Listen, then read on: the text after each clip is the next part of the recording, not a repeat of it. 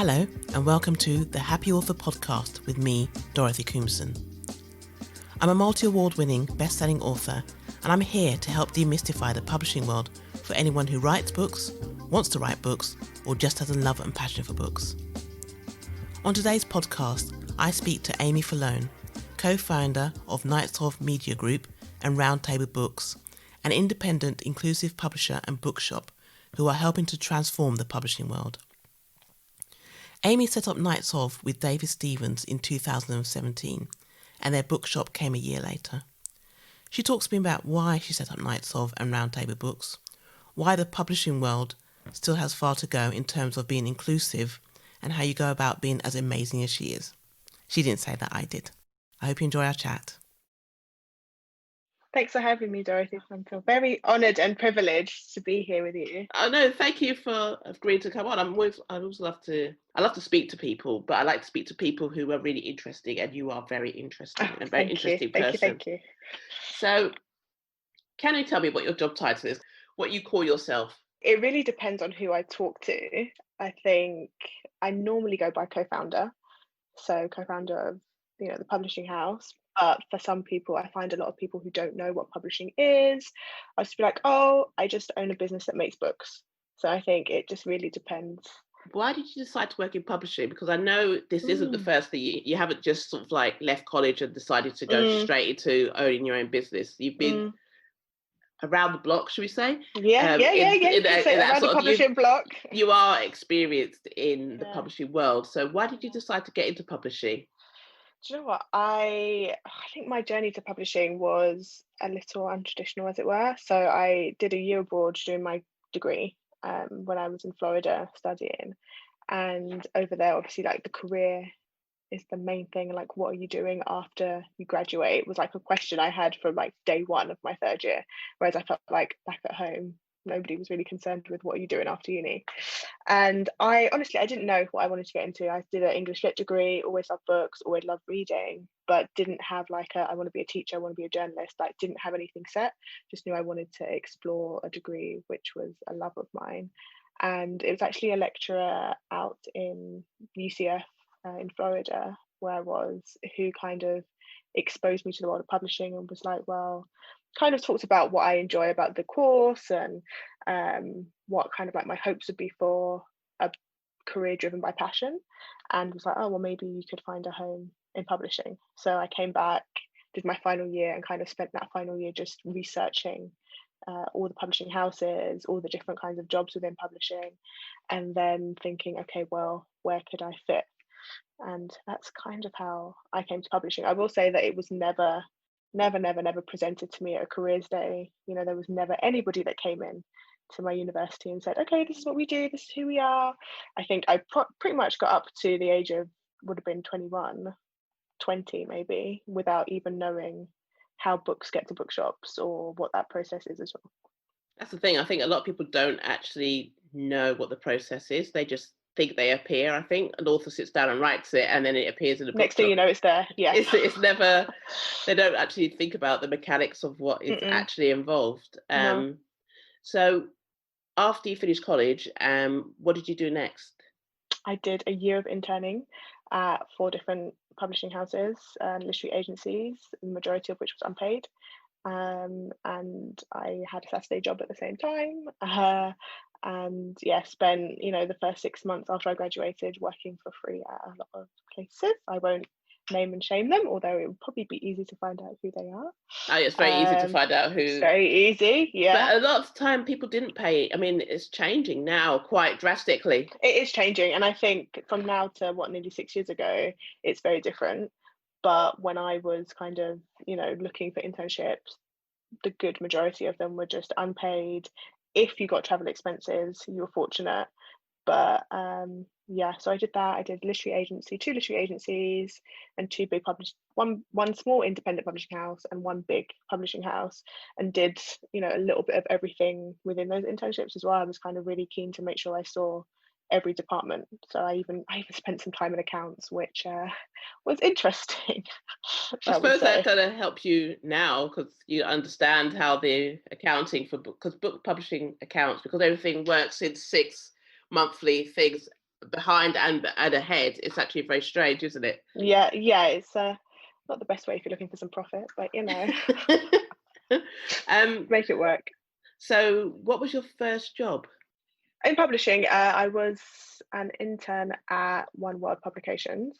That was my first ever internship, and then my first ever job was at Scholastic as an editorial assistant. And you worked your way up from there to... Yeah, so at Scholastic, I became assistant editor, and I was there for nearly 3 years, and then I actually left after working at Scholastic and founded Knights of after that. Yeah, Yeah. So why did you decide to found Knights of?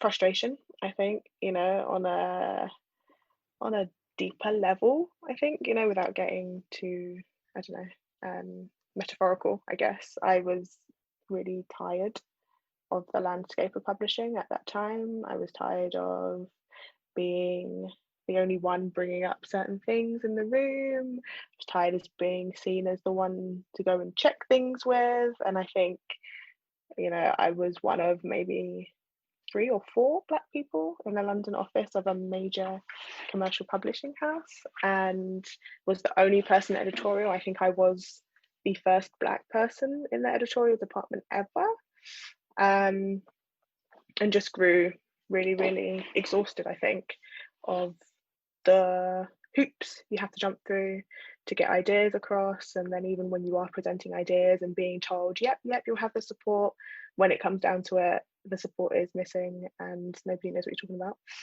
And just grew tired of the lack of voices that were being published and represented. And got to probably the end of my tether.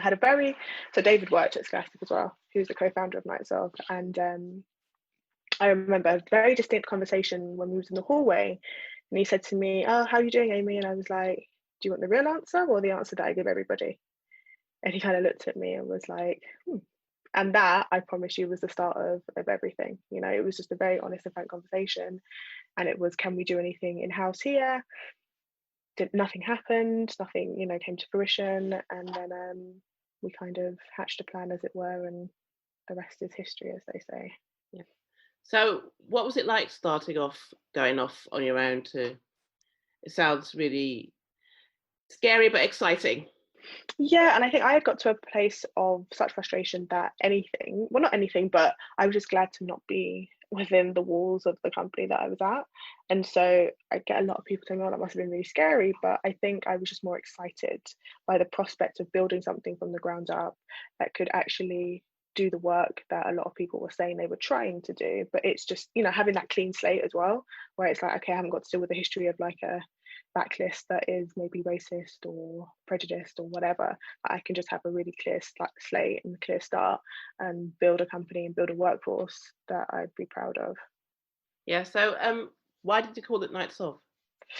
That comes from the Arthurian legend of everyone around the table has an equal voice. And I think we try to be as flat as possible as a company as well. So, David and I we don't see ourselves as like bosses or managers or anything. We had our creative director pitch and then go on to publish like a title that she thought would be a great idea for a person to approach, and we think we try and make sure that everyone in the company feels as though their voice is heard, and if they have ideas or if we're not doing something that we should be doing, we want to be as open as possible for that process of communication. Yeah. So, and when did you decide to open Roundtable Books? The bookshop, that was a pleasant accident, shall we say. The bookshop it came about after the first CLP report, which showed that only 1% of children's books published in 2017 or maybe 2018, I have to check, featured a Black Asian minority ethnic protagonist. And the publication of the report coincided with our first birthday. And so, because, we often have in the company, "Oh, why don't we just do this?" kind of ideas, and nothing is really off the table. And so we said, well, why don't we throw a birthday party that kind of celebrates the 1% that do exist, right? So we started a hashtag which was Read the 1%, which kind of took off really well online, and that was just people getting in touch with us and shouting out their favorite authors and illustrators that do exist. And we filled a pop-up space in Brixton for 5 days, and sold like over 500 books, got a piece in the Guardian, had some press come down, and the local community just really, really supported us and also questioned us as to why we weren't there permanently.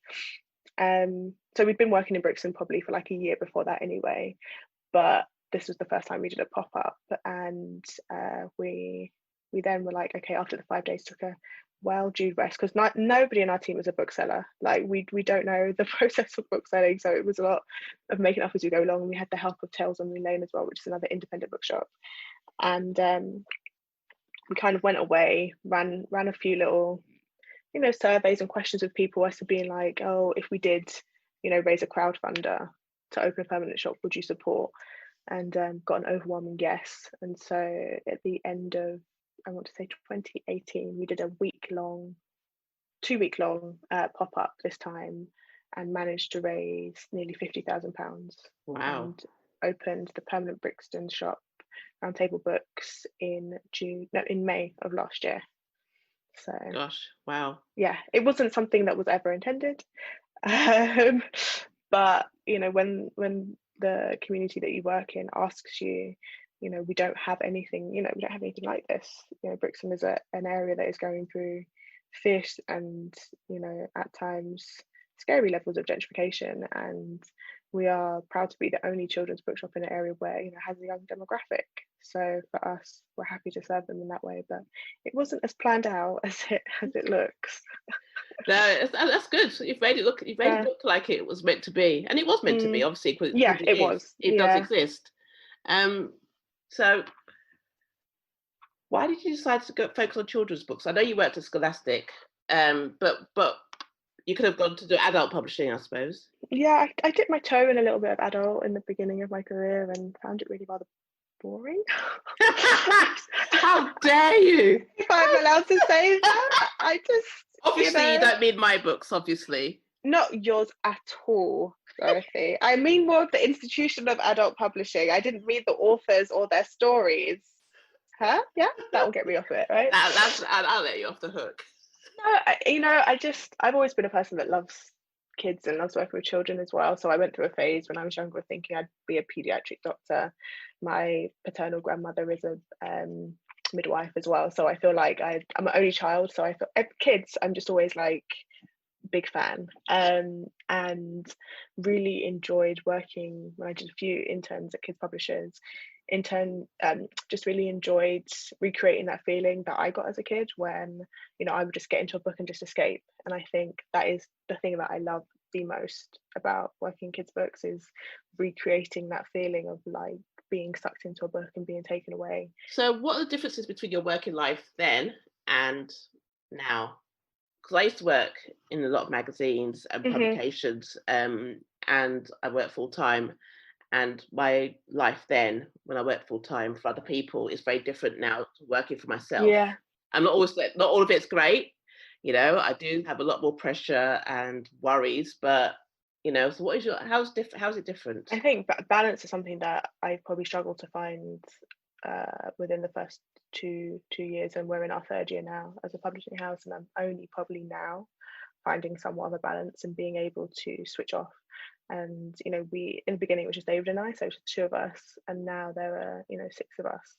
And so having other people who care for and are as committed to the company as you are within your team puts me a lot more at ease to be able to say, do you know what, when I do go on holiday, I'm putting an out office on and I am switching off the laptop, the phone, the notifications. But I think, definitely in the beginning, it was finding that balance of switching off and knowing what to say no to as well. I think being one of very few Black women in the kids publishing space, I was asked and called upon to do a lot of things. And in the beginning, it was just like, yes, do everything, talk to everyone, say the same thing over and over again, answer the same questions, and kind of had to really learn I don't have to do everything for everybody, especially when it's not mutually beneficial. Well, exactly. You've learned that quite early, because I'm still just struggling with that. But no, I get it. It's a feeling of like the weight of responsibility. Like if I'm not speaking, who else is speaking about it? And you don't want to see somebody else being put in your place who maybe doesn't have that first-hand experience or whatever, and it's like, I should have done that. That is a big thing to deal with. Yeah. So but do you prefer it, obviously? Oh yeah, 100%. You could not put me back into corporate publishing for love nor money. Okay, so I know you went small publishers, but particularly I know Knights of and Jacaranda Books, particularly, you went through a really difficult time when the pandemic hit and you had to shut down, basically. How did you deal with that? Because that must have been really difficult, personally.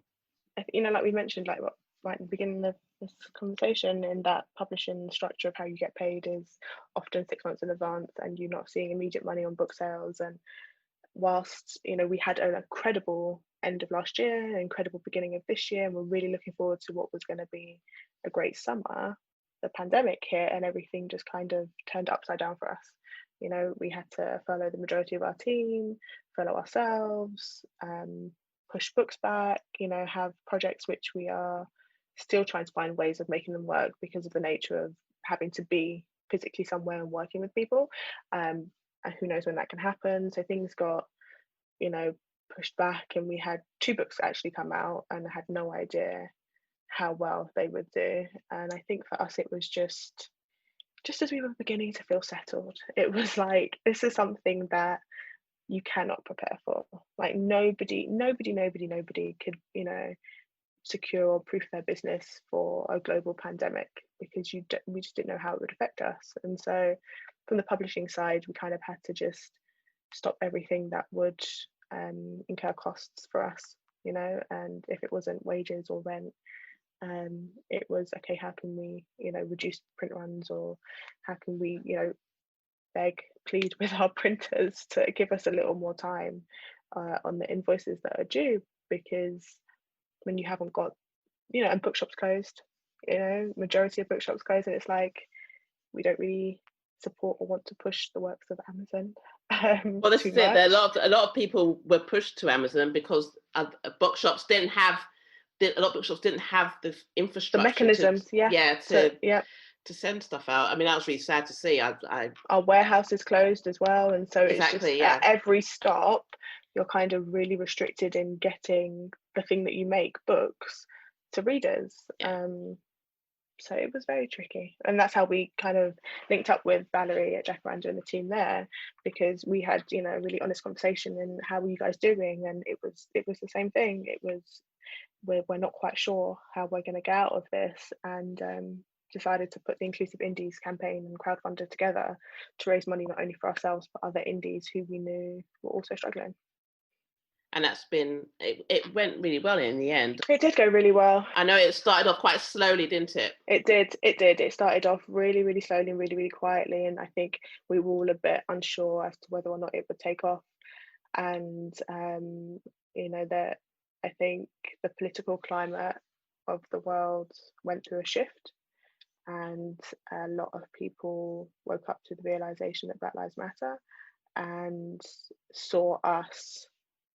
And I still grapple with that, I do, yes. Yeah, saw us as like a place where, okay, I feel like I'm doing something, so let me give money, let me support, let me buy books, which ultimately is a good thing, but I'm always curious about the intention behind it. What do you feel as though you're absolving yourself from by committing or supporting us?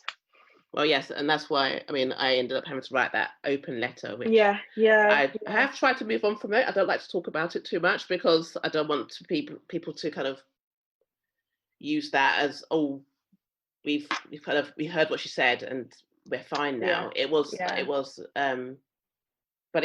really, really galling for me to see the things that people were saying, and I was like, I know this wasn't what it was like, and and I know that other people have had to set up their own publishing companies or do things themselves, because there has never been space there for them. Exactly.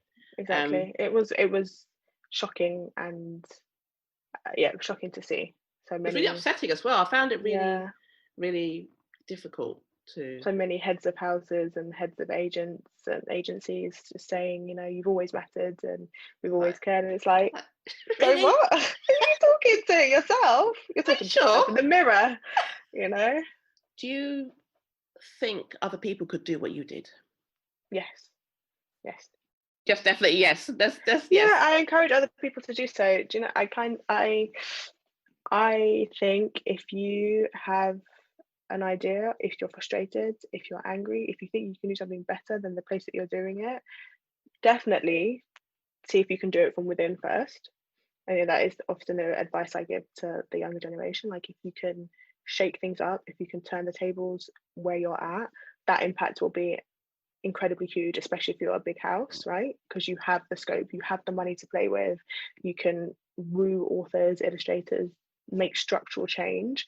But if not, and if you feel as though there is no possible way for you to do that where you're at, and you can financially, safely, securely step out on your own, I encourage it, you know? I really encourage it. That's the thing, isn't it? Stepping out on your own. Because when I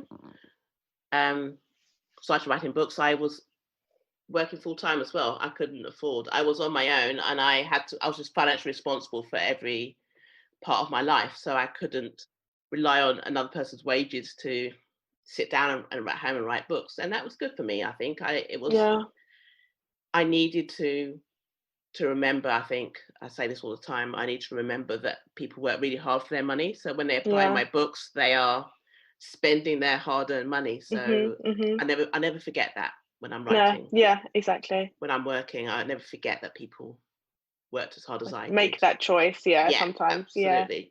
Yeah.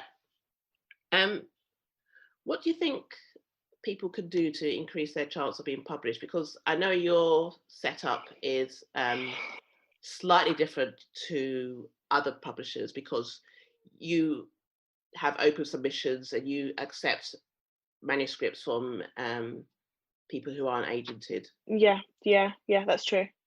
So the advice I would give to authors to make themselves look attractive, I always think the best authors are the best readers, and I'm a big advocate of not changing your authorial voice to suit trends, to suit a market, or feel as though you have to quote unquote pimp yourself out, as it were, to, you know, do the dancing in the boardroom to kind of seem attractive to what you think they want you to be. Be who you are as an author, stick to that, you know? Absolutely. That's what I've had these conversations with people on the other side of the desk, people, not just people who want to be authors, but sort of like, oh, maybe you should do that. No, why would I? That's not, it's not who I am, it's not what I write. So I think that's very sage advice. Is there anything else you think people should know about the publishing process that they don't actually know? It's a long road, and it is always going to be, I don't want to say it's always going to be uncertain, but I think be prepared for uncertainty.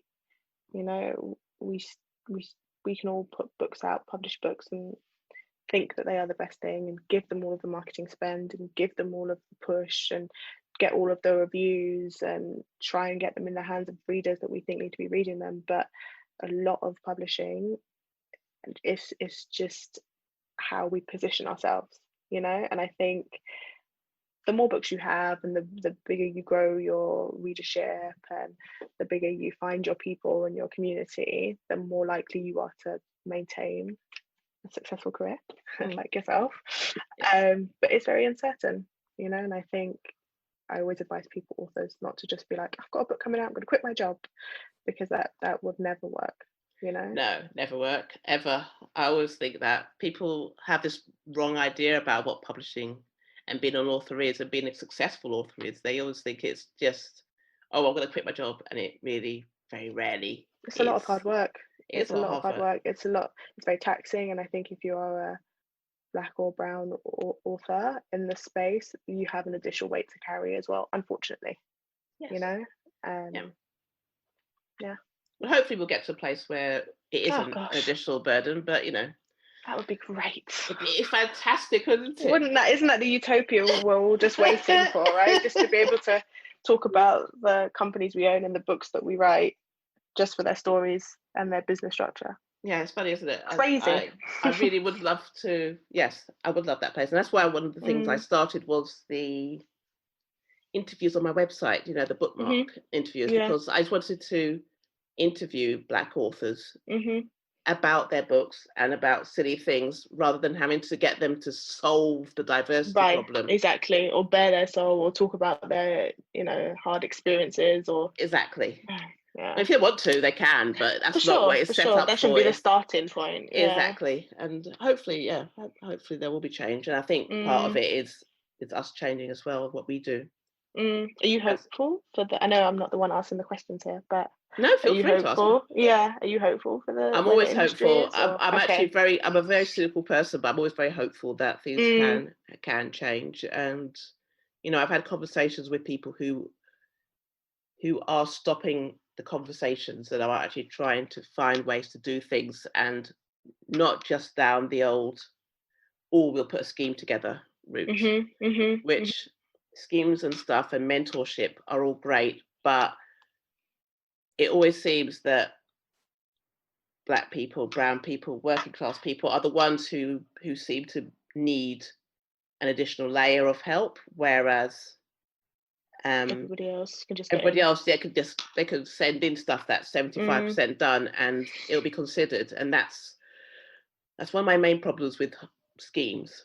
I think they're great. I think that everything's necessary, but I really hope that Black, brown authors and working class authors and people who aren't traditionally seen in traditional publishing realize that they can just send something in that is not perfect, and that they should have like I said, a level playing field, where an editor will pick it up and go, do you know what, it's not perfect, but it's 90% there, I can work with this. And that's what they do with other people, and that's what.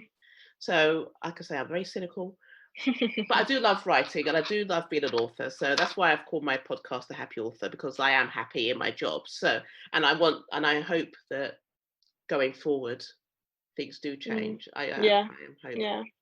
So yes, I am hopeful. Good. But I am realistic. So let me ask you the same question. So are you? I would say I have reserved hope. I think I remember talking to Mallory Blackman very, very early on in my career, and her saying that she's seen this cycle happen. And that kind of was always stuck in my brain. So I'm always a bit wary, of like creating the noise, creating the buzz, finding the authors, doing all of that, article after article, panel after panel after panel after panel. And then for me, I'm just concerned about looking for longevity in this, right? Like, we don't want to be here for a minute or a hot flash in the pan, as it were. So I'm just always looking to the people who are saying they're doing the work, and it's like, okay, well, how is that sustainable, and what are you doing to make sure it's not just for this year or next year, but the years when you're no longer in the company, or what are we putting in place structurally to make sure things change. So I have reserved hope. Yes, absolutely. Yes, it's one of those things that comes round and comes round. And I'm hoping that's changing. I am really hoping it's changing, and also, I'm doing my best to try and help that change as well, as I think other people are as well, and we are putting things in place that we can help ourselves if or when it does fall apart again. We have got things that in place that we are doing, that we can keep sustain, because we don't know. Like you said, no one knew the pandemic was coming. Nobody had an idea. Nobody had an idea. I know. Beginning of the year, beginning of 2020, we were planning a tour. I was like, I'm going to go around the country. Yeah, that didn't happen. No one's going anywhere. No. But I know. It's make it work, have to. Yes, we do. We do have to make it work and to keep on. And, one of the things I think is always great about what you have managed to do is that, you've created this publishing company and a bookshop for people but not just for people so they can see themselves, but just so that the whole world can see that we are just as important, and we just deserve to be the main character, which is why I want to write books, because when I write books, I want to be the main character of a book, of a story. And for kids as well, I just feel as though, you asked me earlier why I wanted to work in kids publishing, and I think for kids, that the power of it, like I've seen it in the shop. I've seen kids come in, run over to a book, pick it up, mum, look, he's got the same haircut like me, mum. She's got the same braids like me, mum. And that moment where they, see themselves reflected, I think is so, it's a commonly used phrase, the power of seeing yourself represented, but I've seen it, I've actually had the experience of seeing children see themselves in books and pick it up and be like, I don't care what the story's about, I'm buying in, because I am there and I'm seen as worthwhile. And white children need to see that other children exactly are just as important as they are, and that they are on the same level, and then they can understand the empathy. They develop empathy from that. I think from seeing that the world doesn't revolve just around them. There are other people who are just as important. That's why I always encourage people to buy books from other people, but also at a most basic level, buy boys books where the girls are main characters. Most definitely. Because, just on the most basic level, give them, an idea, because girls are made to read books where the boys are the main character. All the time. And they do perfectly well. Exactly. They're fine. They grow up fine. They do. They grow up fine. Just fine. Yeah. Nothing is wrong with them. So no. Yeah, so that's one of the things. That's why I think it's great about what Night Talk does. It's kind of you. Yeah, and just fun stories as well. We love fun stories. Absolutely. Fun stories. All the gags, all sorts of stories. Yeah. All stories. We could write a spectrum of stories and tell a spectrum of stories. Yes. People who are readers who are listening to this, what can they do to help the publishing world or Nights of, Roundtable, just in general? Buy books, I think, is the first and the biggest, but I think it's deeper than just like me saying buy books to help my bottom line. It's buy books because you show the market that these books are needed and wanted, and that you're hungry for them as an audience. I think the more we buy, the more we support authors, publishing houses, especially indie publishing houses, the more we show the wider market. Actually, you've got to remember, it's a business. For a lot of people, there isn't this moral pull, and so for them, we kind of have to show them, put our money where our mouth is, and buy the book, support the authors, and then they'll be like, okay, yeah, let me shift my focus here. Yeah, absolutely. Yes, that's important. Just the people buying books. This is what I have said in previous episodes of this podcast. You need to buy books, support the industry that you want to be a part of. That's it. And that's it. Yes. Okay. Well, thank you so much, Aimee. It's been lovely talking to you. Oh, thank you, Dorothy. I could talk to you all day. Thanks for joining me, Dorothy Coomson, today on the Happy Author podcast. I hope my chat with Aimee Felone, co-founder of Nights of Publishers, has inspired you in every way to support inclusive, independent publishers. Keep writing, keep reading, keep happy. Talk to you soon. Bye.